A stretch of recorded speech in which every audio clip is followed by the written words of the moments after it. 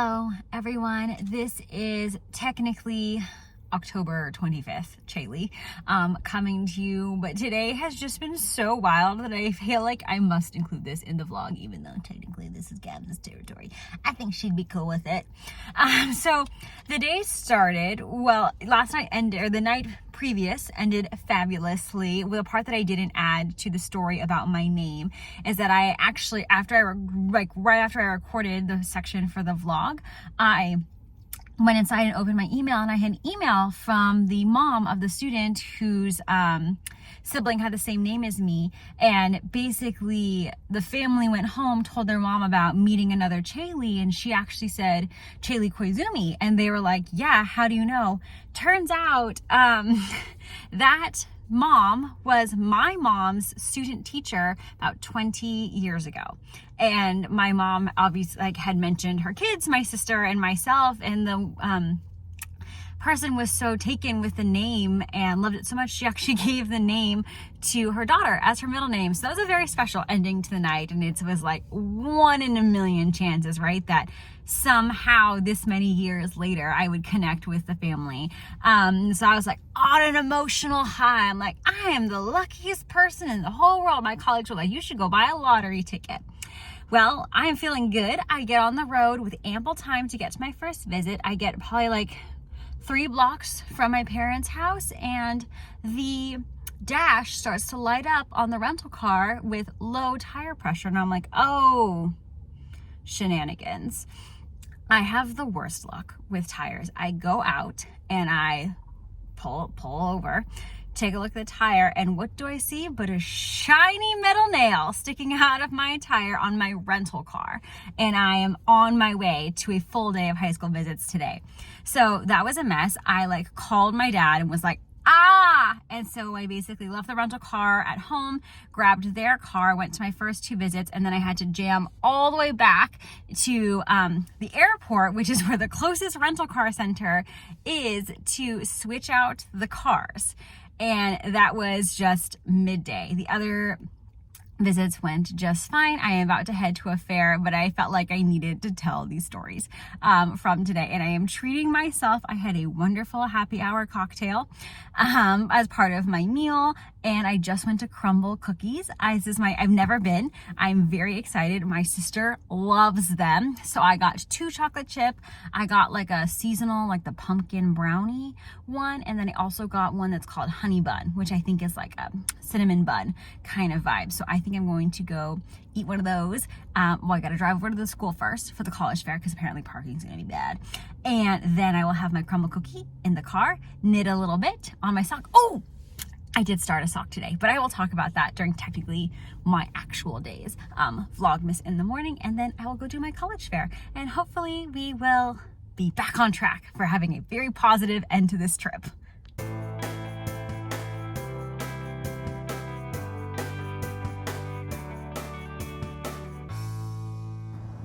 Good morning and happy Vlogtober, day 26. I cannot believe we are almost here, except the weather is telling me that we are, because it is cold. And of course I didn't pack my vest because limited packing. Also, I packed for 3 weeks worth of different weather in the Bay Area. We were walking along the main drag, so I apologize for the loud car sounds, but here we are on last day.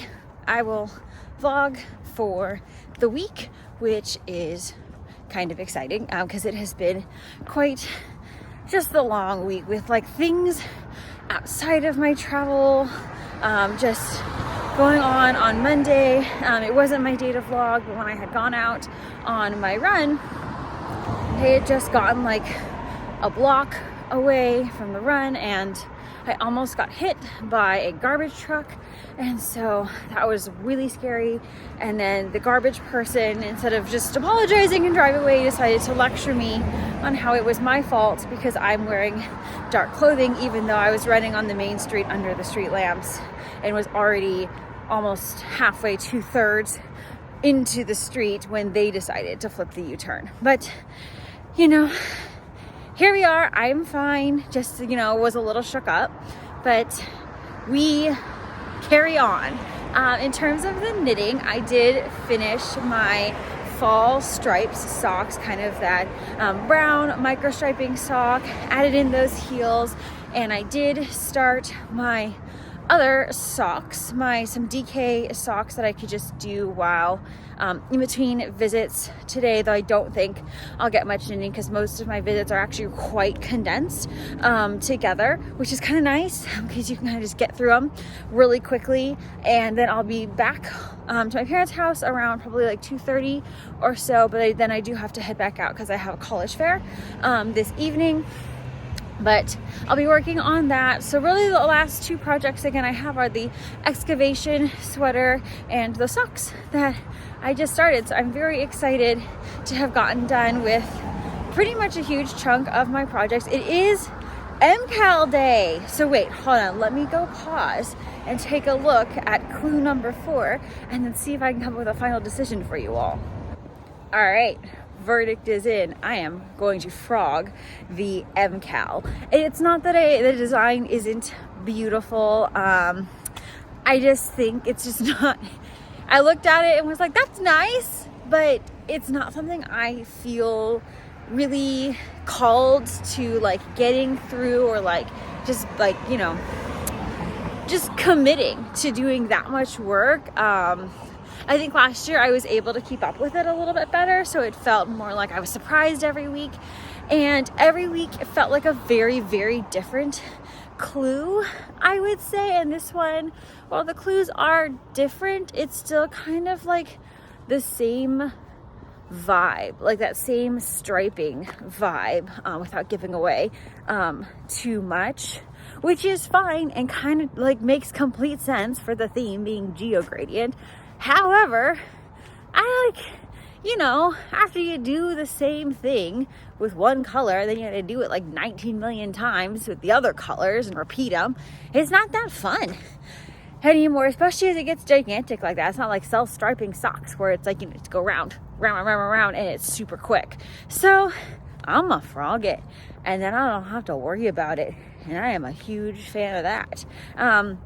It's a final decision for me for the Stephen West MCAL. I'm excited to see how my sister's turns out though, because I really do like the colors that she's selected for hers. So that'll be fun for me to admire. Plus, I'm not really a shawl wearer. So I think I've worn the MCAL from last year once, and it was to our staff Christmas party. And I'll probably wear it again to this year's staff Christmas party because I accidentally picked Christmas colors for the MCAL last year. So I feel no sense of regret in that. It was nice to pick out colors. I mean, I guess the only thing is like I did drag all of those skeins up here to the bay with me, but that's fine. Just put them back in the suitcase and head back with them. I have been yammering on though for quite a bit. I think that's the last. Oh gosh, what I didn't say though is the yarn of the new socks that I cast on is called Hocus Pocus. So I'm just kind of scraping those in just under the line for Halloween. And that yarn, it's DK weight. It is from Arcane Fiberworks, and they are out of Canada, I believe. So I was 100% influenced by my dad, who loves them, and then sent me like a Instagram post from when they posted about the Hocus Pocus yarn. I immediately purchased it because I think they were also doing like if you bought a certain amount you got free shipping, which was great. And so I bought a certain amount because that is what we do. Oh, I will say the other thing that my sister and I have been doing this week is quite a bit of online shopping, particularly in support of the vendors that were one of the like pre-New York Sheep and Wool Festival, one of those Friday events, the one that did not go so hot. So we have been shopping a lot of their online options. I've already purchased things from Desert Panda Fiber Arts, I believe is the full name. I got a DK skein, and then for McMullen Fibers, yes, I also bought a sock set. So that's been really nice. A lot of dyers on Instagram have been posting the list of vendors from that particular event. So if you're not familiar with what happened, I would encourage you first to read their messages, because it's really important to, you know, hear their firsthand experiences. My sister and I weren't there, but it was a really, really rough event in terms of accessibility and just not really getting accommodations to make the vendor or the customer experience very positive. And a lot of vendors, because of those really harsh conditions, were not able to like make up what it had cost them to attend and vend at the event. So I've been doing my best to support them as much as I can. I am going to the SoCal Fiber Fair in about 3 weeks, and so I'm hoping a lot of those vendors will be there so I can support them as well. So I have been shopping, and then again, a lot of different dyers have been posting in their stories, particularly about their experience, but also if there are vendors who are still looking for support, if you're able to, go check them out. Support, again, like they're all saying, just to echo, it looks in lots of different ways: following, sharing, shopping if you're able to. So that's been something fun that I am excited that I'm able to do, and also then I get to also enjoy their beautiful yarn and their beautiful work. But I better go run, because that's what I'm supposed to be doing.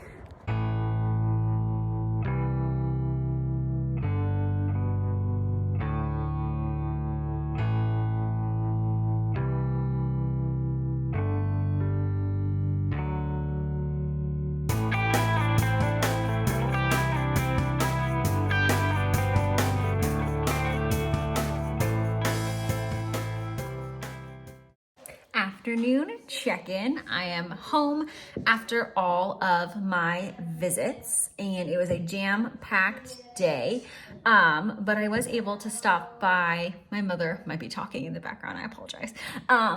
And I was able to stop by the restaurant I used to work at when I was a college student, home over the summer, Lola's Chicken Shack in Alameda, California.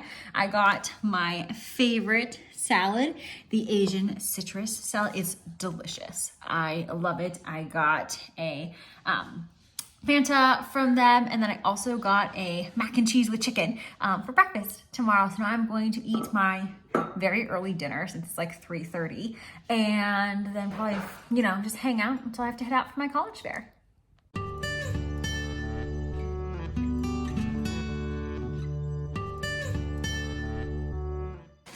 I am here in the kitchen with my mom because she was chatting, so I was waiting for her to come back so she could come talk to me, because I didn't want to chat with anybody because I'm antisocial.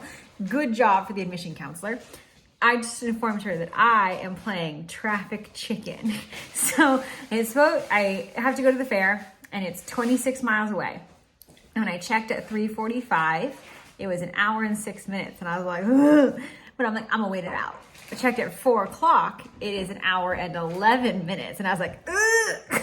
But now it's 4:20, and it is back to an hour and 5 minutes. So I'm gonna roll the dice, because the fair doesn't start till 6:30, and I am not sitting in traffic to then go sit at the school for an hour. So let's see how we do with the game of traffic chicken. Time for a cookie. She's reflecting. She's reflecting. Note the amount of nuts my parents have, even though I'm allergic to them. There she goes. I don't know what flavor. That's okay.